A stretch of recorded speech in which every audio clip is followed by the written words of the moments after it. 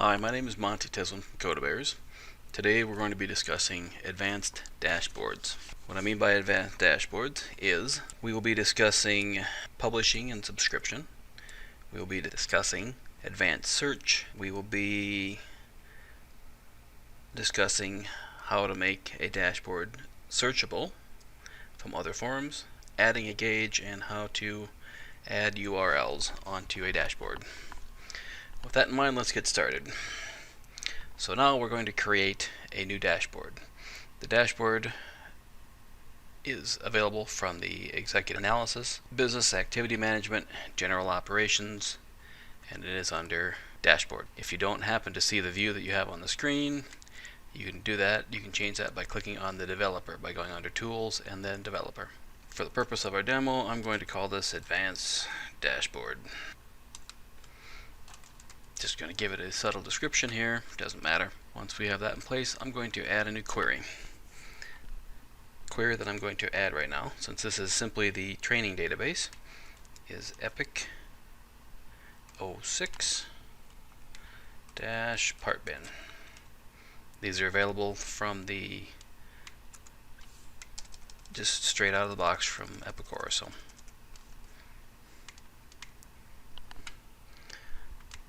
So now what I'm going to do is I'm going to publish the part number and the part description. And I'm going to publish the part description to the title, which I'll describe later. What do I mean by publish? When I select on these to publish, what it's going to do is it's going to make them available for other queries to subscribe to them, meaning we're going to set something equal to something, and we'll get into that in just a minute. But it allows it to, so that you can link up two queries on the same dashboard. So with here, let's see, we got the query ID, we have the description, we're going to click OK. Let's save it, and let's test it just to see how it works.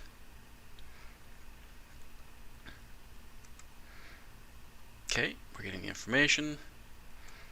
As we click on each one of these, you can see on top the item description shows what is currently selected. So far everything's correct the way we want it. So let's go. I'm going to change some properties here before we go too far.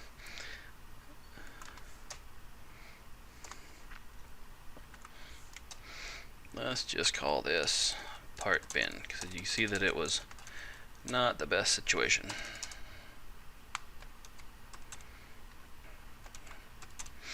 There we are. There, now it says part bin versus what it said. And the one thing you can show on here is you show this little satellite signal that's going up. That shows it as this one is a publisher. So now, let us add a second query. And this second query is called zJobHead01.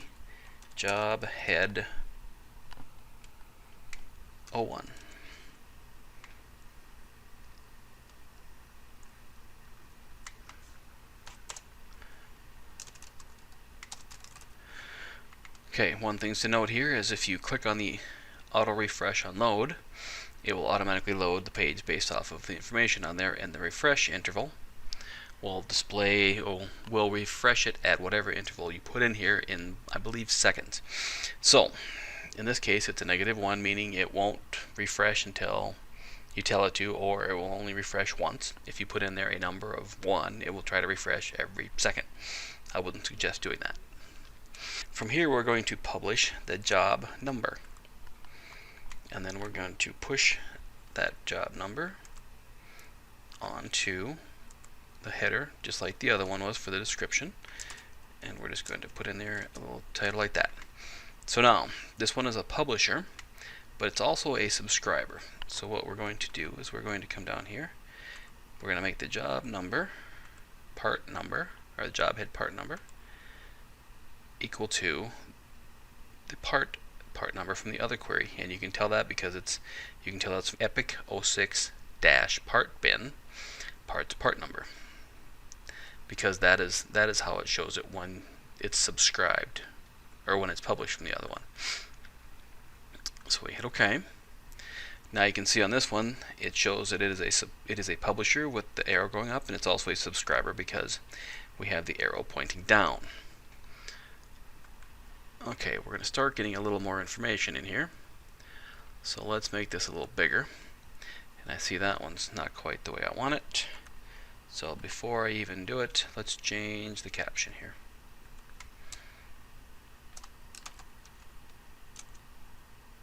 Job information. Job. Let's just call it job head. Now it changed the job head. Let's save it and let us test the application. Nothing shows up in here. If I hit refresh, we get everything in here, but nothing is showing up down below. So let's get down here a little farther. Let's get down to these DCDs.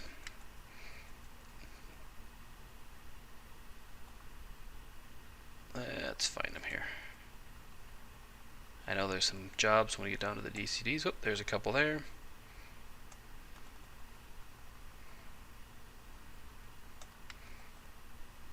There we go. Haha. Now, as you see, as I roll over these, the job information shows up based off what we have on here, because this one is publishing the part number, this one is subscribing to that part number, and it's showing the related job numbers, which, if we go up here, shows that the top one is always selected to begin with. So if we go down here and select, it will change to the other job number. So everything appears to be functioning as expected.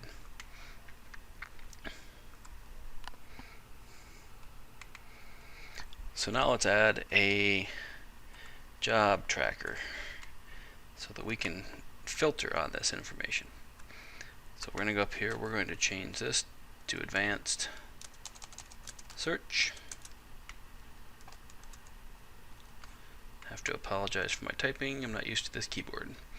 So we clear them. We're going to do part number, part description, type code, and warehouse code. And we need to prompt for them. This is the only way it will show up on here. And we're also going to change this so that it starts with the part number and it starts with the part description. That way you don't have to have an exact match in order for it to display the information, which would be useful. So now, let's show that in here. Here, let's make this bigger now. We're going to start running out of room, so let's make this as big as possible. There we go. Alright, let's save it.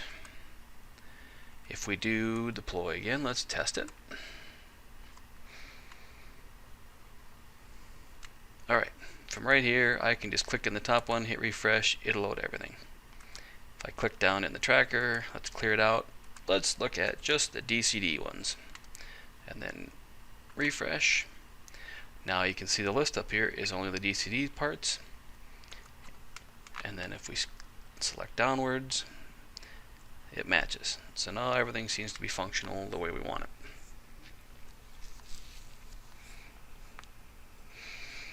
Okay, let's get out of this. How do we make this searchable from other forms?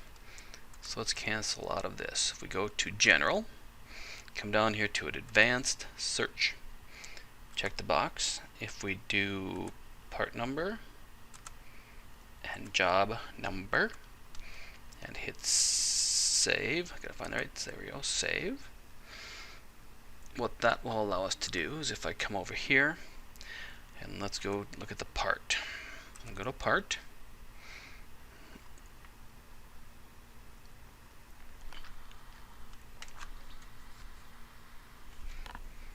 Okay, if we click on the button, here's our normal search. If we go to advanced, guess what? Here's our dashboard. So we can open our dashboard and get the information that we want.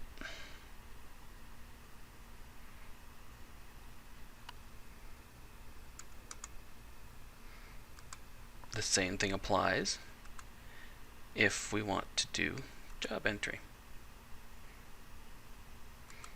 We do that, we show the advanced, hey, there's our dashboard. Not that we would necessarily use this one to be able to select it, but that is what the whole purpose of it. So if we go back to our item here, let us add a gauge. So go back into the test here. If we go, we're going to add a gauge to the job head one. So let's add a new gauge view.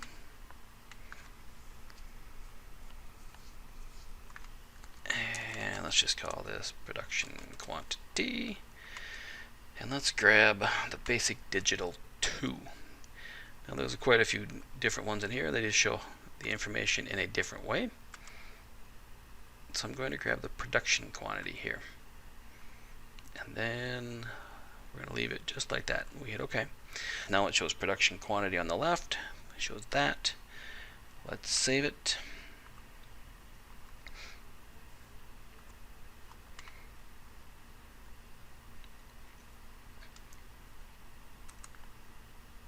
So let's do the DCD again. And as we select in here, you will see that the gauge in the bottom changes based off of what it's seeing. Oh, there's the 25. And you can do different gauges if you want. That's just happened to be the one that we have shown here. And we can even change this so that, let's say we want it. Let's just show this on the right. See if I can get it to click on here on the right. There we go.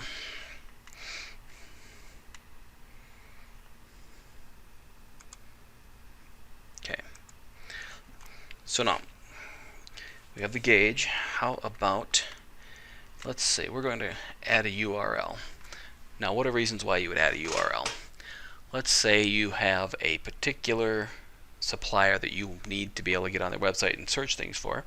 You can actually add the URL onto the page so that you can very quickly determine what you need and what you don't. So let's do this. We're going to go up here. We're going to add a new URL view. And let's do this.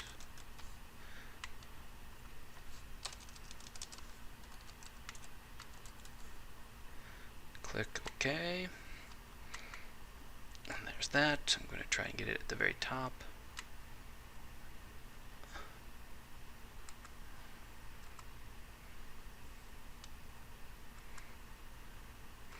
So now there's a website available to you if you need to use it, or we can go back to that. So now let's say, how about if you want to do your searches a little differently now. In this case, we can put in the start of a part number. You can do part of it at the start of a job description, the exact type and the exact warehouse.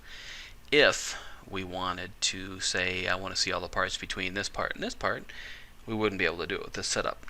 So what we would do is we would customize this tracker view. So if we do right click and then do the custom tracker view, customize tracker view, we get this to pop up. So what we do, let me get it out of the way, is we need to grab our tools here. We're going to grab the toolbox. We're going to put you over here. I'm going to put you in a group box.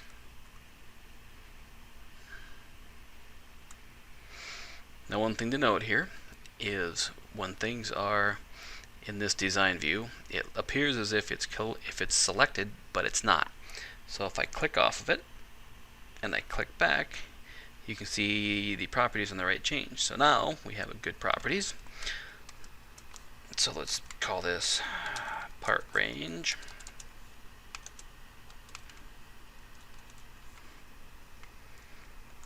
Okay, part range. Let's go back to the toolbox. I'm going to grab a text box and put it across here. Let us grab another text box and we'll put it across there. And finally, let's put a label between them. There's the label. So now, if I come into the label, we'll take care of the label first because it's easy. I'm just going to say the text to say 2. Now let's put in the details for the range here. So we have the text box. What we need to do is we need to change it to a is tracker query control, yes. Now we need to select what we're going to be doing it on. We're going to be selecting it on part num, which is going to have to be a double click. We need to clear the text up here, because otherwise it's going to default to that, and we don't want that. We want the default condition, since it's the first one here, it's going to be greater than or equal to, and we need to set dashboard prompt. So now we come down to the next one, we need to do the same thing. So we go down to the bottom, it is a tracker control. We want to do the part description, double click. We scroll up, we get rid of the text. We change this, since this is the last one, to less than or equal to, and we want it to be a dashboard prompt. We hit save, and then we close. When you close that one, it will close the tool set on the left. So now we're going to save. I'm going to come up here, let us test our application. So now we come in here, I'm going to put CS-000 to CS-200. We refresh. Now my list has done the CS0s and the CS100s. Not sure why the last one's in there, but now that will allow us to be able to select the range.